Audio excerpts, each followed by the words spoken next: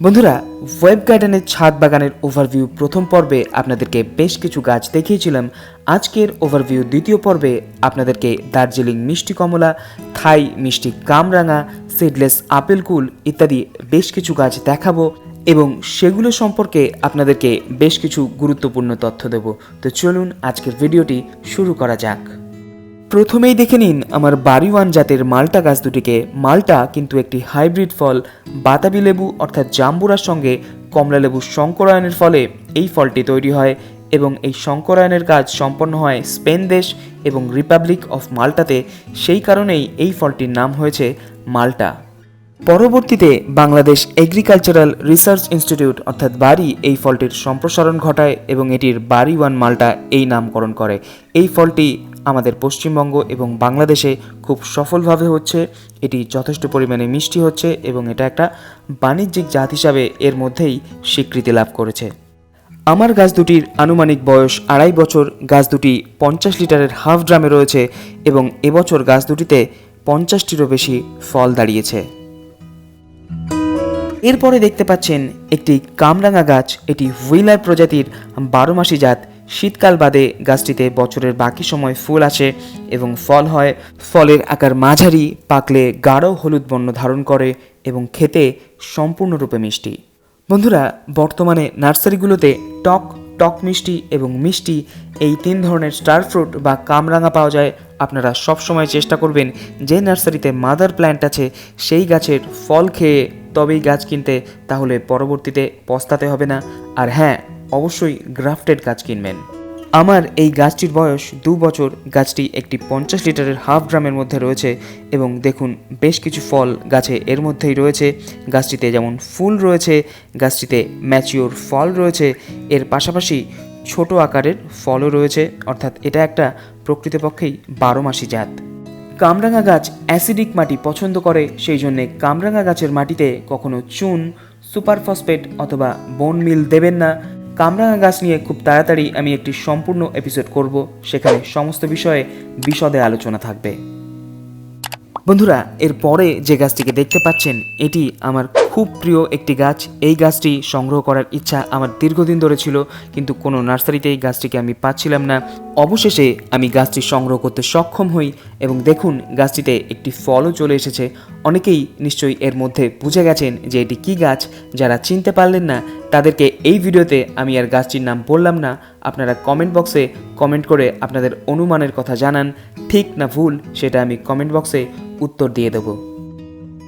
তেঁতুলের ঔষধি গুণ অনেক। তেঁতুল পেটে ব্যথায়, ডায়রিয়াতে, কনস্টিপেশনে, শরীর ঠান্ডা রাখতে ইত্যাদি নানাবিধ কাজে প্রাচীনকাল থেকেই ব্যবহার হয়ে আসছে। এর মধ্যে থাকা প্রচুর পরিমাণে ভিটামিন, মিনারেল এবং অ্যান্টিঅক্সিডেন্ট ব্রেন এবং হার্ট ভালো রাখে এবং হজম ক্ষমতা বাড়ায়। অনেকেই টকের কারণে এই ফলটি খেতে পারেন না, কিন্তু এই জাতটি অর্থাৎ থাই মিষ্টি জাতের তেঁতুল যদি বাগানে লাগান তাহলে কিন্তু একেবারে মিষ্টি তেঁতুল খেতে পারবেন। আমার এই গাছে বেশ কয়েকবার ফল হয়েছে এবং সেগুলো একেবারেই মিষ্টি। এই গাছটিতে দেখুন বেশ কয়েকটি ফল হয়েও রয়েছে। গাছটির বয়স প্রায় 3 বছর। গাছটি একটি 50 লিটারের হাফ ড্রামের মধ্যে রয়েছে। মিষ্টি তেঁতুল গাছে বছরে 3-4 বার ফুল আসে এবং ফল হয়। এরপরে দেখতে পাচ্ছেন একটি সাদা জামের গাছ। হ্যাঁ, যেরকম কালো জাম হয় সেরকমই সাদা জাম। এই জাতটি যখন প্রথমে মার্কেটে আসে তখন এটির দাম ছিল প্রায় 1200 টাকা, কিন্তু বর্তমানে 120 থেকে 150 টাকায় বিভিন্ন নার্সারিতে এই জাতটি পেয়ে যাবেন। এটি একটি কলমের গাছ। গাছটি একটি 10 ইঞ্চি টবের মধ্যে রয়েছে। গাছটিতে একবার ফুল এলেও এখনও ফল দাঁড়ায়নি। একটি নার্সারি থেকে আমার সাদা জাম খাওয়ার সৌভাগ্য হয়েছিল।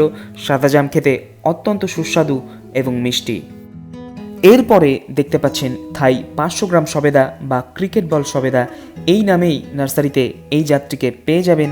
এই জাতটির বিশেষত্ব হলো এর ফলের আকার অনেক বড় হয়। আমি এই গাছটি থেকে 400 গ্রাম সাইজের ফল পেয়েছি। আপনারা যদি একের বেশি সবেদার জাত সংগ্রহ করতে চান তাহলে থাই কালাপাতি অর্থাৎ লম্বা জাতের সবেদার পাশাপাশি এই জাতটি সংগ্রহে রাখতে পারেন।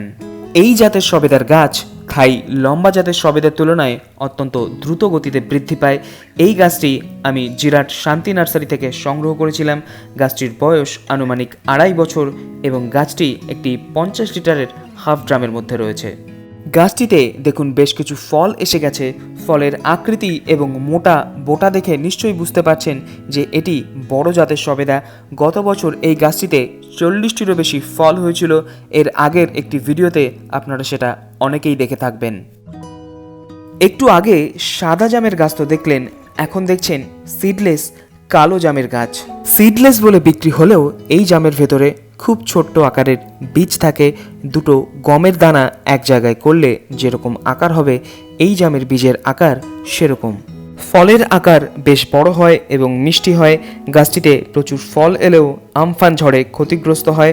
গাছটি অতিরিক্ত লম্বা হয়ে যাওয়ায় মাঝখান থেকে আমি গাছটিকে কেটে দিয়েছিলাম এবং তার ফলে প্রচুর পরিমাণে নতুন ডালপালা বেরিয়েছে। ভিডিওতে দেখতে পাচ্ছেন সিডলেস লিচুর গাছ। এই গাছটিও আমি জিরাটের শান্তি নার্সারি থেকে 120 টাকা দিয়ে কিনেছিলাম। গাছটির বয়স প্রায় 1.5 বছর। গাছটি খুব ভালোভাবে একটি 12 ইঞ্চি টবের মধ্যে বেড়ে উঠছে। গাছটিকে প্রথমে আমি একটি 8 ইঞ্চি টবের মধ্যে লাগিয়েছিলাম। তার 6 মাস পরে 12 ইঞ্চি টবে গাছটিকে আমি প্রতিস্থাপন করি। এই জাতটি টবে বা ছাদ বাগানে লাগানোর জন্য একটি উপযুক্ত জাত, কারণ যতটা তথ্য পেয়েছি তা অনুসারে এই জাতটিতে জলদি ফল চলে আসে। তবে কত তাড়াতাড়ি ফল আসবে সেটা সময়ই বলতে পারবে। বন্ধুরা, ভিডিওতে দেখতে পাচ্ছেন একটি ভেরিগেটেড ওয়াক্স অ্যাপেল অর্থাৎ জামরুল গাছ। এই গাছের ফলের রং একেবারে ডার্ক রেড এবং খেতে খুব মিষ্টি। ফলের ভেতরে কোনো রকম ফাঁপা অংশ থাকে না এবং কোনো বীজও থাকে না।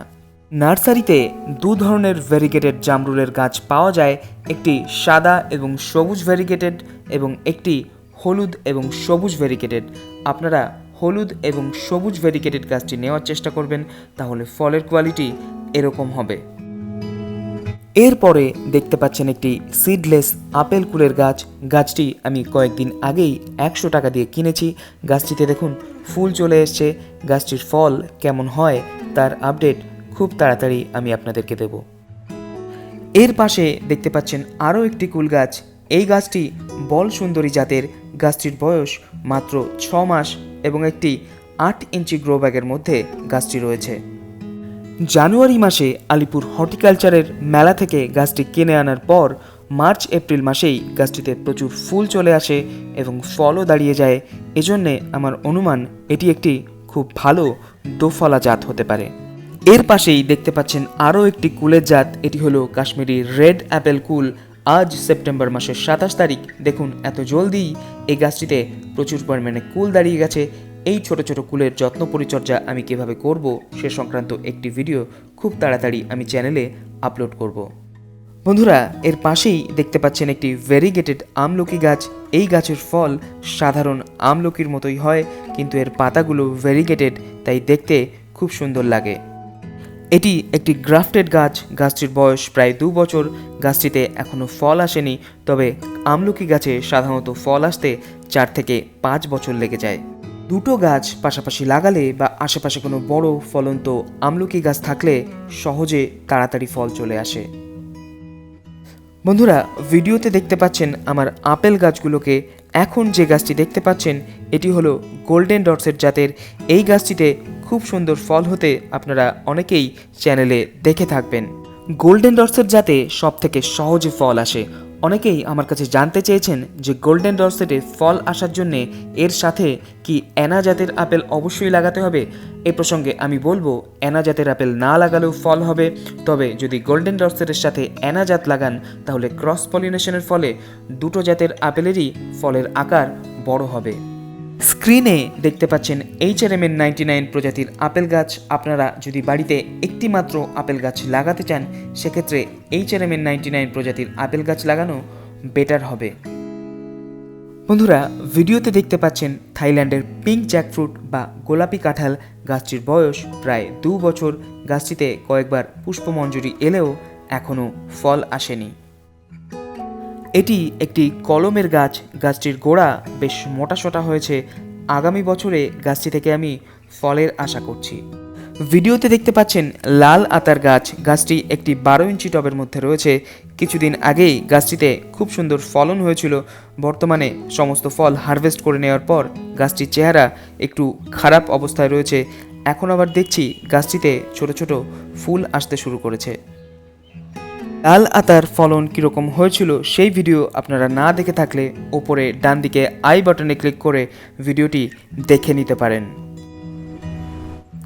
ভিডিওতে দেখতে পাচ্ছেন দার্জিলিং মিষ্টি জাতের কমলা গাছটি একটি 12 ইঞ্চি টবের মধ্যে রয়েছে। গাছটির বয়স প্রায় 2.5 বছর। এবছরই গাছটিতে প্রচুর পরিমাণে ফলন হলো। গাছের ফল মিষ্টি হয় না টক হয় সে সংক্রান্ত আপডেট আগামী একটি ভিডিওতে আমি আপনাদের সাথে শেয়ার করব। কিছু কমলালেবুতে হালকা রং ধরতে শুরু করেছে। কমলালেবু গাছের সম্পূর্ণ যত্ন পরিচর্যা এবং অন্যান্য তথ্য নিয়ে একটি ভিডিও খুব তাড়াতাড়ি আপনাদের প্রিয় ওয়েব গার্ডেন চ্যানেলে দেখতে পাবেন। আপনারা ভিডিওতে দেখতে পাচ্ছেন একটি অ্যাভোকাডো গাছ। গাছটির বয়স 2 বছরের কিছু বেশি। এটি একটি গ্রাফটেড গাছ। গত বছর গাছটিতে প্রচুর পরিমাণে মুকুল এলেও একটিও ফল গাছটি থেকে আমি এখনও পর্যন্ত পাইনি। গাছটি এখন ম্যাচিওর হয়েছে এবং গাছটির গোড়া যথেষ্ট মোটা হয়েছে। আগামী বছর গাছটি থেকে আমি কিছু ফলের আশা করছি।